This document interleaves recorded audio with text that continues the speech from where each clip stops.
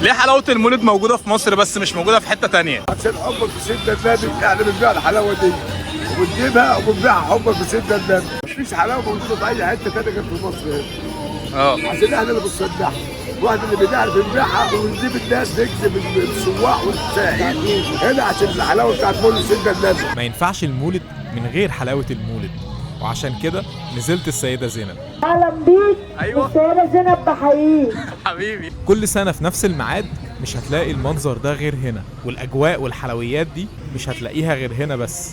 مهرجان كبير في حب سيدنا النبي. سلام. خشوا صلوا على النبي، خشوا صلوا على النبي.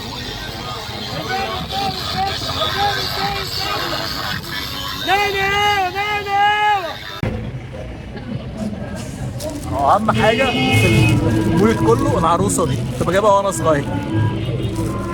شعور واجواء مش عاديه ابدا موجوده هنا في السيده زينب في القاهره. انا بحب قوي حبل الملبن ده، فضلت موجود في المكان وقاعد انقي في الحلويات مش راضي امشي.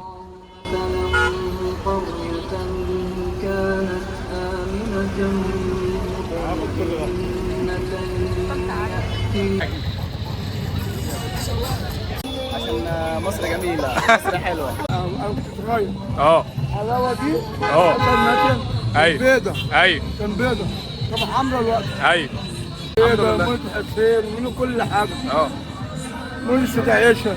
ايوه يعني المولد دي غير الجمهوريه في حمص في بتاع مش عارف ايه. والسيده زينب برضه المولد بتاعها برضه اكبر برضه. ده الاثنين مع بعض. بس ناس عادية اتجمعت من كل مكان، سواء اللي كان بيشتري أو بيبيع، واتجمعوا على حاجة واحدة بس، هي الاحتفال بالمولد النبوي الشريف. وأيا كانت طريقة الاحتفال إيه، المهم إنهم فرحانين بده. ليه مصر البلد الوحيدة اللي فيها حلاوة المولد وفيها موالد بعيدا عن أي دولة تانية؟ ليه؟ احنا بنحب النبي عليه الصلاة والسلام. عليه الصلاة والسلام. هو مفيش أحسن منه بأمانة يتحب. عليه الصلاة والسلام. هو اللي هيشفع فينا يوم القيامة بس. أكيد. ربنا سبحانه وتعالى ثم النبي صلى الله عليه وسلم. عليه الصلاة والسلام. عليه الصلاة فاحنا والسلام. بنحب نحتفل بيه وتشوف هنا حاجة جميلة خالص بعد بس ما يصلوا المغرب. ليه مصر البلد الوحيدة اللي فيها مولد وفيها حلويات مولد وفيها احتفال وبهجة كده بعيدا عن أي مكان تاني؟ احنا عاوزين الناس تفرح، وبعدين المصريين متعودين مولد النبي ليه فرحه وليه بهجه يعني. لازم نتعود على الحلاوه ولازم نرقص ونغني. ده فرحه مولد النبي عليه الصلاه والسلام. ربنا يودينا عنده ان شاء الله. مصر ابا عن جدا يعني. انا ولدت جيت احتفالات مولد النبي ورمضان ده زي عيد الضحيه كده. دي احتفالات مقدسه عند المصريين بالذات. احنا بعد الاذان ان شاء الله نوريك الصعايده ونوريك احتفال مولد النبي على حق ربنا. لو حتى لو ما معاه هيجيب، لو ما معاش يجيب كيلو لازم يجيب. ايوه صح فعلا. يعني عاده ربنا رفع عاده المصريين كلهم يا رب. 50 جنيه و65 جنيه نقي بايدك. اهو نقي بايدك. احنا كلامه بس التسعيره اهو وتليفوننا ويافطتنا ايه والحمد لله. احنا ناس غلابه ونحب ناس الغلابه. لمولد النبي بس، لمولد النبي ومصر بس. هو ليه مصر البلد الوحيدة اللي فيها حلاوة المولد؟ مصر عامة كلها تحتفل بموسم مولد النبي عليه الصلاة والسلام.